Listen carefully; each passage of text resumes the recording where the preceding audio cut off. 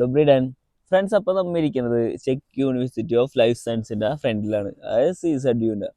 അപ്പോൾ അവിടെ എന്തൊക്കെ കോഴ്സാണ് അതിനെക്കുറിച്ച് കൂടുതൽ ഡീറ്റെയിൽസ് നമുക്ക് പറഞ്ഞു തരാനായിട്ട് അഹോയുടെ ഡയറക്ടർ നമ്മളായിട്ടുണ്ട്. ആളെ നമുക്ക് അപ്പോൾ അതിനെക്കുറിച്ച് കൂടുതൽ ഡീറ്റെയിൽസ് ആയിട്ടൊന്നും. എക്കണോമിക്സ് ഫാക്കൽറ്റിയുടെ ഫ്രണ്ടിലാണ് നമ്മളുള്ളത്. ഇതെന്ന് പറഞ്ഞു കഴിഞ്ഞാൽ ചെക്കിലെ തന്നെ ഒരു നല്ലൊരു പബ്ലിക് യൂണിവേഴ്സിറ്റിയാണ്. ബേസിക്കലി ഇത് 1906 ഫോം ചെയ്ത യൂണിവേഴ്സിറ്റിയാണ്. ഇത് ഫോം ചെയ്യുമ്പോൾ ഇവരുടെ മെയിൻ എയിം എന്ന് പറഞ്ഞു കഴിഞ്ഞാൽ അഗ്രികൾച്ചർ റിലേറ്റഡ് ആയിട്ടുള്ള റിസർച്ചും അല്ലെങ്കിൽ അങ്ങനത്തെ കോഴ്സ് പ്രൊമോട്ട് ചെയ്യുക എന്നുള്ളതാണ്. അപ്പോൾ മെയിൻ ഹൈലൈറ്റ് എന്ന് പറഞ്ഞു കഴിഞ്ഞാൽ ഇവിടെ ഒരുപാട് സ്റ്റുഡൻസ് പഠിക്കുന്നുണ്ട്. വലിയ ക്യാമ്പസാണ്, പ്രാഗിൽ തന്നെയുള്ള ക്യാമ്പസാണ്.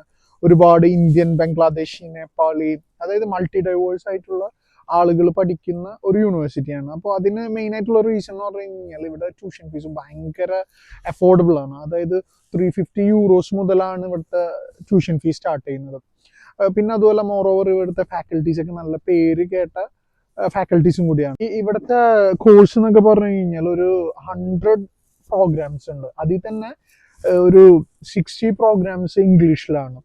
അത് വരുന്നതെന്ന് പറഞ്ഞു കഴിഞ്ഞാൽ ഡിഫറെൻറ്റ് ഫീൽഡ്സിലാണ്. Ecology, natural resources, economics and management, forestry, agriculture, അങ്ങനത്തെ റിലേറ്റഡ് ആയിട്ടുള്ള കോഴ്സസ് ആണ് ഇവർ ഓഫർ ചെയ്യുന്നത്. പിന്നെയും കുറച്ച് വേറെ ഫാക്കൽറ്റീസ് ഒക്കെ ഉണ്ട്.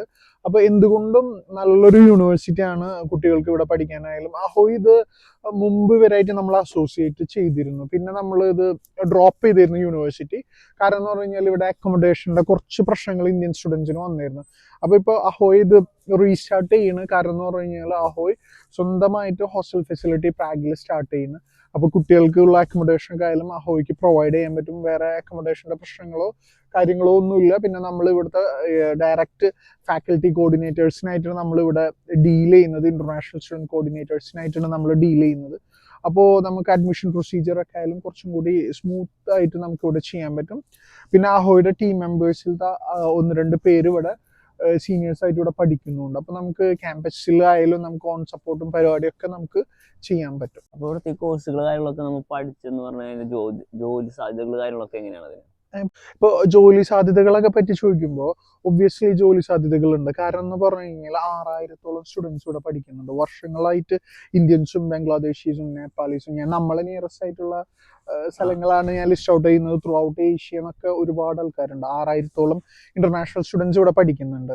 അപ്പോൾ ജോലിയൊക്കെ കിട്ടാത്തൊരു യൂണിവേഴ്സിറ്റി ആണെങ്കിൽ ഒബ്വിയസ്ലി ഇത്രയും ഇന്റർനാഷണൽ സ്റ്റുഡൻസ് ഇവിടെ പഠിക്കില്ല. പിന്നെ മോറോവർ ഇവർക്ക് എല്ലാ കൊല്ലവും ഇവരെ യൂണിവേഴ്സിറ്റിയിൽ ഇൻ ക്യാമ്പസ് ജോബ് ഫെയർ നടക്കുന്നുണ്ട്. അപ്പോൾ നമ്മളത് പിള്ളേരെ നോട്ടിഫൈ ചെയ്യും. പിന്നെ അതേപോലെ തന്നെ അവർക്ക് അതിൽ പങ്കെടുക്കാൻ ഉള്ള like CV making, Europass CV, അങ്ങനത്തെ ഒക്കെ നമ്മൾക്ക് അസിസ്റ്റൻസ് കൊടുക്കാൻ പറ്റും കുട്ടികൾക്ക്.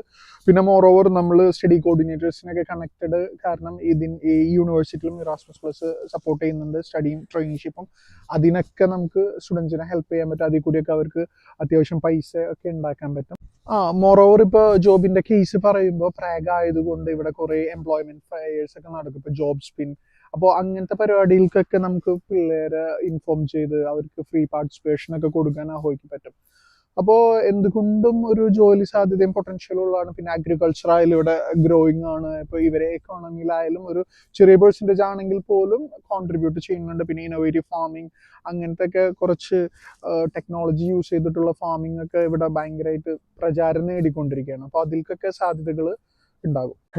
CZUവിനെ പറ്റി നമുക്ക് വളരെയധികം നല്ല രീതിയിൽ അതിനെപ്പറ്റി പരിചയപ്പെടുത്തുന്ന അസ്ലജ് ബ്രോക്ക് എന്തായാലും ഒരു താങ്ക്സ് ഉണ്ട്. അപ്പോൾ CZUവിനെ കുറിച്ച് നിങ്ങൾക്ക് ഏകദേശം ധാരണ ഒന്ന് വന്നിട്ടുണ്ടാവുമെന്ന് വിചാരിക്കുന്ന വീഡിയോയിലൂടെ.